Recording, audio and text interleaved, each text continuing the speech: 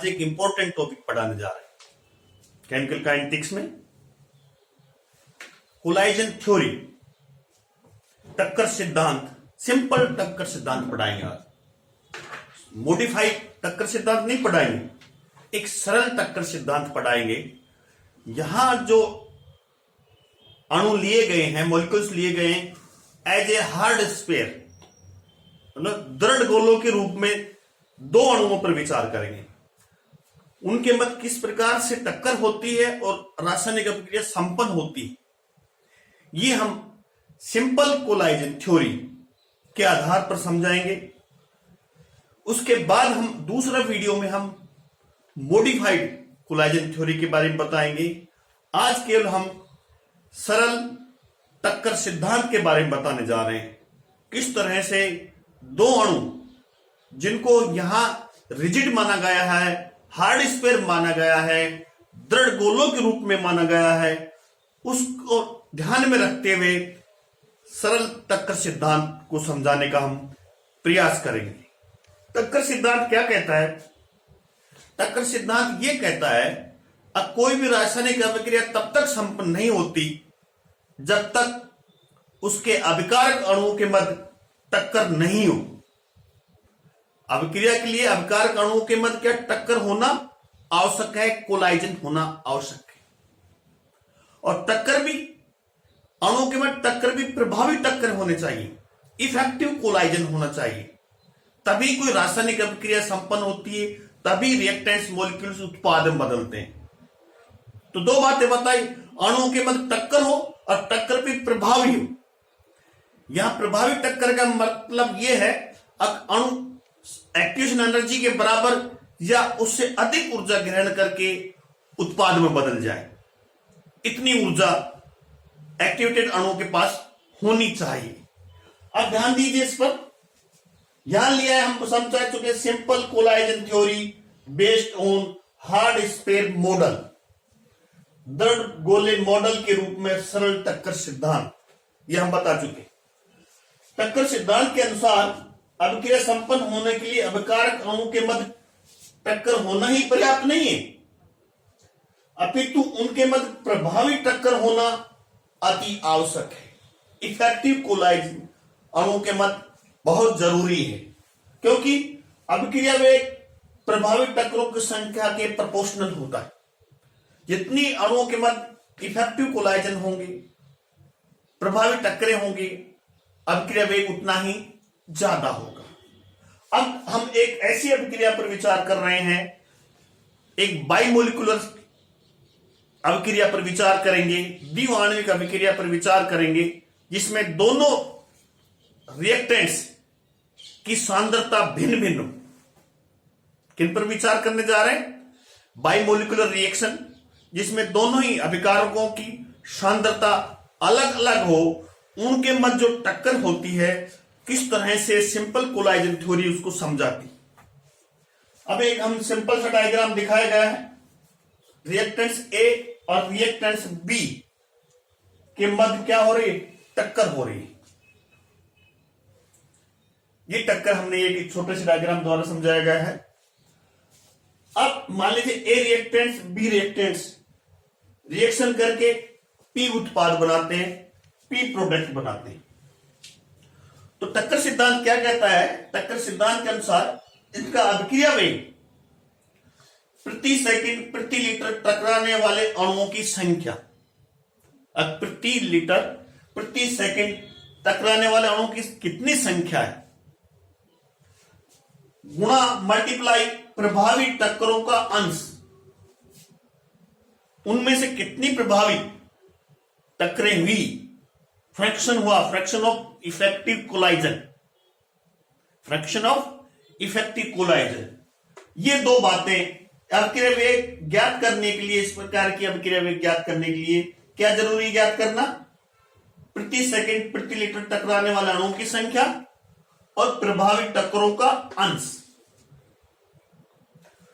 अतः dx upon dt ZAB गुणा Q। यहां ZAB क्या है? ये ZAB है प्रति सेकंड प्रति लीटर टकराने वाले अणुओं की संख्या कह लीजिए, या कोलाइजन नंबर कह लीजिए, या कोलाइजन फ्रीक्वेंसी कह लीजिए।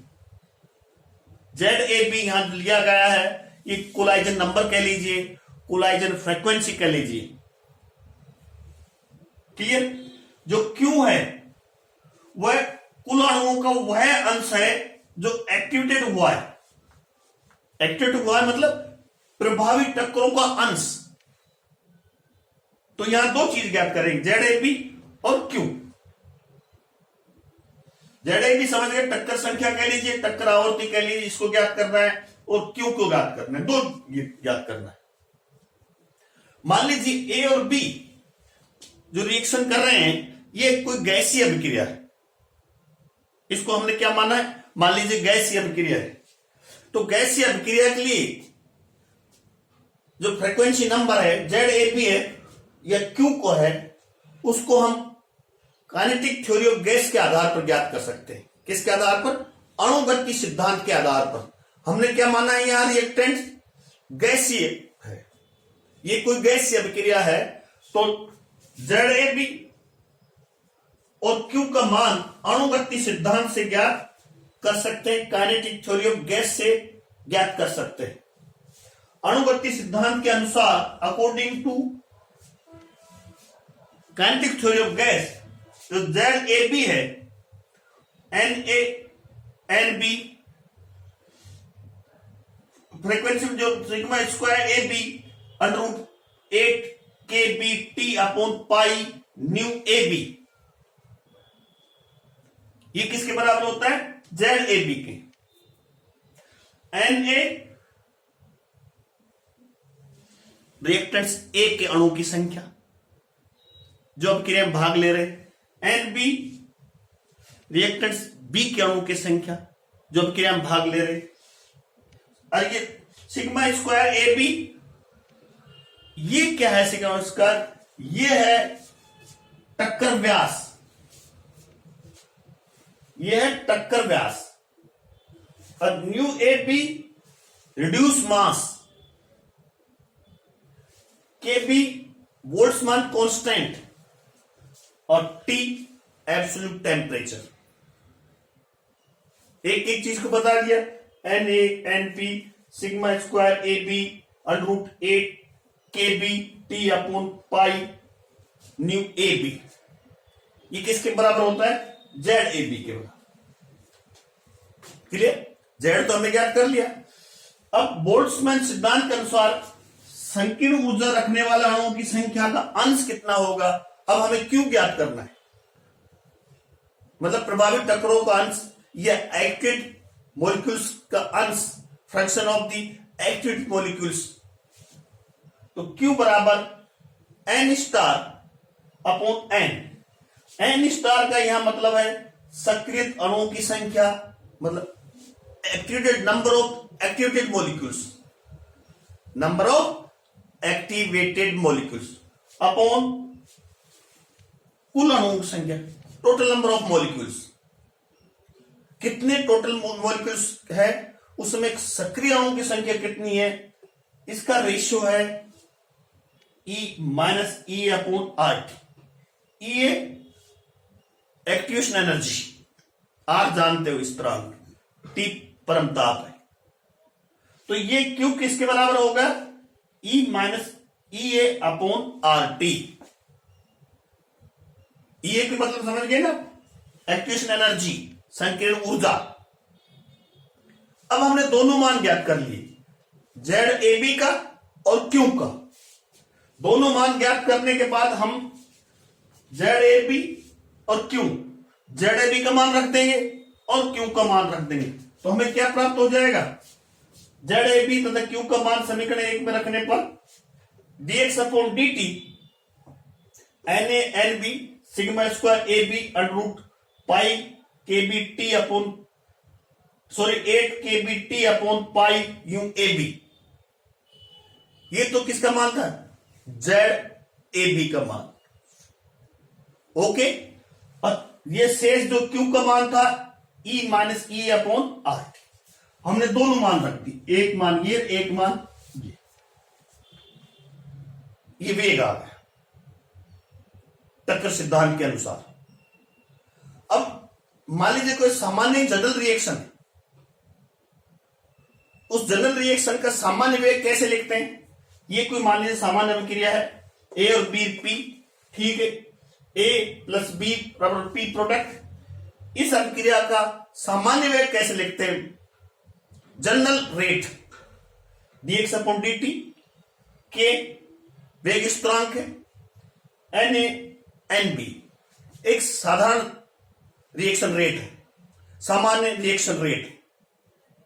तो हमने दो रेट ज्ञात किए। ये रेट ज्ञात किया टक्कर सिद्धांत से, dx अपॉन dt समीकरण 2। दूसरा रेट ज्ञात किया dx अपॉन dt दिस समीकरण 3। एक टक्कर सिद्धांत से ज्ञात किया, एक हमने सामान्य रेट इक्वेशन से रेट ज्ञात किया। दोनों रेट समीकरण 2 और 3 की तुलना करने पर, comparison of equation 2 and equation 3, दोनों वेगों के बराबर करने पर ये इसके बराबर आ गया के एन ए एन बी बराबर n a n b sigma square a b, सारा मान रख दिया। यहां एन ए से एन ए कट जाएगा, एन बी से एन बी कट जाएगा, कट गया। क्या बचा? के बराबर sigma square a b √8 k b t upon pi nu a b e minus e upon r t, शेष वो बच गया। अब जो ये राशि है, ये मान ये कांस्टेंट होता है, एक स्थिरांक है। इसको हम स्थिरांक के रूप में z लिख सकते हैं। क्या लिखा हमने? ये कांस्टेंट है, पूरी की पूरी राशि किसी अभिक्रिया के लिए एक स्थिरांक है, कांस्टेंट है। तो इसको हमने क्या लिख दिया यहां? z बराबर है। तो k बराबर z e minus e upon r t, यह समीकरण प्राप्त हो गया लास्ट में। ओके, समीकरण 4।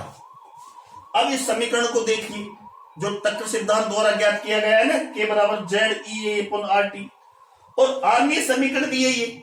आर्मीय समीकरण क्या है? k ए ई अपॉन आर टी, दोनों लगभग सब बराबर है। इसमें भी k है, इसमें भी k है।